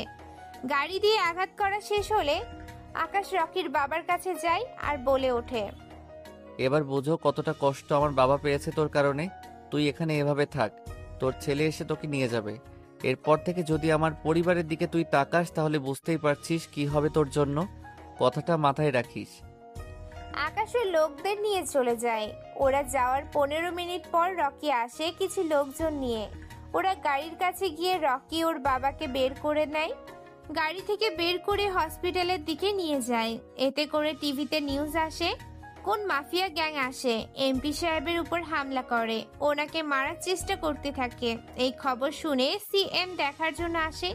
সিএম এই কারণেই আসে কেননা উনি এই ব্যাপারে এখন পর্যন্ত কিছুই জানেন না। রকি, তোমার বাবা এখন কেমন আছে? আঙ্কেল, বাবা এখন আইসিইউতে। আপনি কিছু জানেন না? আমি কি জানবো? কিছু না ডক্টর, বের হলেই জানতে পারবো। তাহলে আমি অপেক্ষা করতেছি। তোমার বাবার সাথে কথা বলে তারপর না হয় আমি এখান থেকে যাব। আচ্ছা আঙ্কেল। এইদিকে রকি ভাবতে থাকে, এত কিছু হয়ে যাওয়ার পরও সিএম দেখার জন্য এসেছে, তাই রকি একটু অবাক হয়। ডক্টর বের হয়ে আসে। কিছুক্ষণ পর রকির বাবাকে নিয়ে চলে আসে কেবিনে। ওনাকে কেবিনে নিয়ে যাওয়ার পর সিএম ওনার সাথে দেখা করার জন্য আসে আর বলে ওঠে, কি করে হলো এসব? আমার উপরে হামলা হচ্ছে, আবার আপনার উপর হচ্ছে। স্যার, শহরে পুরাতন কিছু মাফিয়া এসেছে। ওরা আমাকে আর আপনাকে মারতে চায়, তাই আমাদের উপর হামলা করে। তাহলে ওই মাফিয়াদের মারার জন্য আমি পুলিশকে বলবো? তোমাকে কোনো চিন্তা করতে হবে না। তাহলে অনেক উপকার হয়। অতঃপর সিএম স্যার চলে যাওয়ার পর রকি ওর বাবার কাছে আসে সিএম কি বলেছে তা জানার জন্য। বাবা, উনি কি বলছেন? আমি ওই সিএম এর হাত দিয়ে ওনার ছেলেকে মারার প্ল্যান করছি। কি বললো আব্বু? কিভাবে এটা সম্ভব হলো? উনি এখানে আসার পর আমি ওনাকে বলেছি আকাশের কথা, যে আকাশ ওই আমাকে মারতে চেয়েছিল। আব্বু, তুমিও যে কি বলো না, উনি কখনো ওনার ছেলেকে মারতে যাবে? ওনার ছেলেকে না মারতে পারুক তাতে কি, কিন্তু একজন মাফিয়াকে তো মারতে পারবে। মাফিয়া কেউ আবার? আহারে, এই আকাশই হচ্ছে মাফিয়া জগতের কিং। তার মানে মাফিয়া জগতের কিং এর কথা বলতেছো তুমি? হ্যাঁ, ওই কিং। বাবা কি বলো এইসব? এই ছেলে কিভাবে মাফিয়া হতে পারে? তুই এখন চুপ থাক, তুই শুধু দেখে যা কি কি হতে চলছে। আমি ওনাকে বলছি মাফিয়া কিং ওনার এবং ওনার ছেলের উপর আক্রমণ করেছে, তাই এখন উনি বলছে যে উনি যত তাড়াতাড়ি সম্ভব এর বিরুদ্ধে অ্যাকশন নেবে। বাবা কি চালটাই না চালতে তুমি, এক ঢেলে এতগুলো পাখি, বাবার হাতে ছেলে খুন হয়ে যাবে। এইদিকে আকাশের আব্বু বাড়িতে চলে আসে, অন্যদিকে আকাশ ইরাকে নিয়ে হানিমুনে যাওয়ার জন্য বেরিয়ে পড়ে। যাওয়ার সময় আকাশ ওর আব্বুর সাথে বিদায় নিয়ে চলে আসে এয়ারপোর্টে। এয়ারপোর্টে যাওয়ার আগে আকাশ আসিফকে সবটা বুঝিয়ে দেয় কল দিয়ে। কয়েক ঘন্টা অপেক্ষা করার পর ওদের পাইলট ওদের পাইলটের সময় চলে আসে। সেজন্য আকাশ ইরাকে নিয়ে প্লেনে বসে পড়ে। কয়েক ঘন্টা পর ওরা মালয়েশিয়ার চলে যায়। এয়ারপোর্ট থেকে বের হয়ে আকাশ ইরাকে নিয়ে চলে আসে হোটেলে আগে রুম বুক করা ছিল, যার জন্য কোনো সমস্যা হয়নি, নয়তো এখানে রুম পাওয়া অনেক কঠিন ব্যাপার হয়ে যেত। রুমে আসার পর হঠাৎ করে আকাশের চোখে নেশা চলে আসে। অতঃপর আকাশ ইরাকে নিয়ে বিছানায় শুয়ে দিয়ে ভালো বাসা দিতে থাকে। অতঃপর তখন তারা যে ঘুমিয়ে গেছে বলতে পারে। আকাশের ঘুম ভেঙে যাওয়ার পর পাশে দেখে ইরার শরীরে কোনো কাপড় নেই, তাই আকাশ ইরার শরীর উপর একটা কাপড় ঢেকে দেয়। কিছুক্ষণ পর ইরা ঘুম থেকে উঠে। অতঃপর আকাশ বলে ওঠে, ইরা, তুমি ওয়াশরুমের ভিতরে গিয়ে ফ্রেশ হয়ে নাও, আমি একটু পরেই যাব। ঠিক আছে, তুমি তাহলে অপেক্ষা করো, আমি গেলাম। ইরা ভিতরে চলে যায়। অন্যদিকে আকাশ চলে আসে নিচে, কেননা আকাশ ভালো করেই জানে ইরা 20 মিনিটের আগে বের হবে না। তাই আকাশ বের হয়ে নিচে আসে, কেননা আকাশ এখানে হোটেলের খাবার খায় না, তাই এখানে একজন রাঁধুনি রাখে যাতে করে ওদের জন্য রান্না করতে পারে। কেননা আকাশ ও ইরা থাকবে বাহিরে সেজন্য রান্না করতে সমস্যা হবে, বিদায় রাঁধুনি রাখে। আকাশ রাঁধুনিকে নিয়ে রুমে আসতেই ইরার সামনে পড়ে আর বলে ওঠে, কি ব্যাপার, তুমি কোথায় গিয়েছো? এই মেয়েটা কে? ও এই মেয়েটা, ও রাধুনি। আজকে থেকে আমরা এখানে যতদিন থাকবো ততদিন ও আমাদের জন্য রান্না করবে। রান্না করবে মানে? আমি তাহলে কি জন্য আসলাম? আহ, রাগ কেন করো? আমি আর তুমি তো সারাদিন থাকবো বাহিরে, রান্না কে করবে? তাই আমি রাঁধুনি নিয়ে এসেছি। কেন হোটেলের খাবার খাবে? তাছাড়া একজন অপরিচিত মেয়ে। আমি হোটেলের খাবার খাই না, তুমি তা জানো। তাছাড়া আমি এখানে যতদিন আসতাম ততদিন ও আমাকে রেঁধে খাওয়াতো। কি, তুমি এখানে আগেও এসেছো? হ্যাঁ, অনেকবার এসেছি। এখন কোনো কথা নয় মায়া, তুমি প্রতিদিন দুপুরে এসে রান্না করে দিয়ে চলে যাবে, ঠিক আছে? এখন তাহলে তুমি রান্না করো, আমরা বের হব। রাঁধুনি রান্না করতে চলে যায়। অন্যদিকে আকাশ ইরাকে নিয়ে বেরিয়ে পড়ে, কেননা আজকে ওরা মালয়েশিয়ার নদীর ধারে যাবে। ওই নদীতে অনেক স্পেশাল কিছু পাওয়া যায় যা আকাশ ইরাকে নিয়ে খাবে, কিন্তু এইসব কিছু ইরা এখনো জানায়নি। ইরা ফ্রেশ হয়ে গেলে ওকে নিয়ে বেরিয়ে পড়ে। অন্যদিকে আমেরিকার আকাশের আব্বু বসে আছে ওনার অফিসে। ওনার চারপাশে রয়েছে অনেক রাজনীতিবিদ, তার সাথে অনেক পুলিশ প্রশাসন। উনি সবাইকে এই জন্য ডেকেছে যাতে সব রকম ক্রাইম এখান থেকে দূর করতে পারে। প্রয়োজনে কথাও বলবে। তো আমাদের এখানে আসতেই বলছে, তাহলে সিএম স্যার আপনি তাহলে বলা শুরু করতে পারেন। আপনাদের যে জন্য ডেকেছি, আপনারা দেশে কি কাজ করছেন আমি বুঝতেছি না। দিন দিন মাফিয়ার রাজত্ব চলতে থাকে এখানে। আমার উপর হামলা হচ্ছে, তাহলে সাধারণ জনগণের কি হবে তা একটু আপনারা ভেবে দেখেন একবার। একদিন আগে এমপি উনার উপর হামলা হয়েছে, উনাকে তো এয়ারপোর্টের রাস্তা থেকে তুলে নিয়ে যাওয়া হয়েছে। তাহলে বলুন আপনারা, যেখানে আমরা নিরাপদে থেকেও আমাদের উপর হামলা হচ্ছে, সেখানে সাধারণ মানুষ কতটা নিরাপদে আছে বুঝতে পারছেন আপনারা? সরি স্যার, আমাদের দেশে দুইজন মাফিয়া আছে, একজন মাফিয়া কিং আর অন্যজন ডেভিল। এরা দুজনের শত্রু। আমি যতদূর জানি মাফিয়া কিং সাধারণ মানুষের কোনো ক্ষতি করে না, কিন্তু ডেভিল সাধারণ মানুষেরও ক্ষতি করে। কিং আর ডেভিল এর তো একজন আরেকজনের মারার জন্য সর্বদা প্রস্তুত থাকে। মাফিয়া কিং আমাদের উপর কখনো হামলা করবে না। ডেভিল এই কাজ করলেও করতে পারে। এই যে, আপনাকে এখানে কারো পক্ষ হয়ে কথা বলতে বলিনি। আপনারা কিন্তু সবাই জানেন এমপি সাহেব কেন রেগে গেল, তাই নতুন করে আপনাদের কিছু জানালাম না। অতঃপর পুলিশটি আবার বলে ওঠে, সরি স্যার, শুধুমাত্র আমি সত্যিটা জানালাম। দেখুন, আমি এত কিছু জানতে চাই না। কে দোষী আর নির্দোষী সেসব পরে দেখা যাবে। আপনি শুধুমাত্র সব পুলিশদের বলে দিবেন, যেখানে মাফিয়ার লোকদের পাবে সেখানে যেন মেরে ফেলে।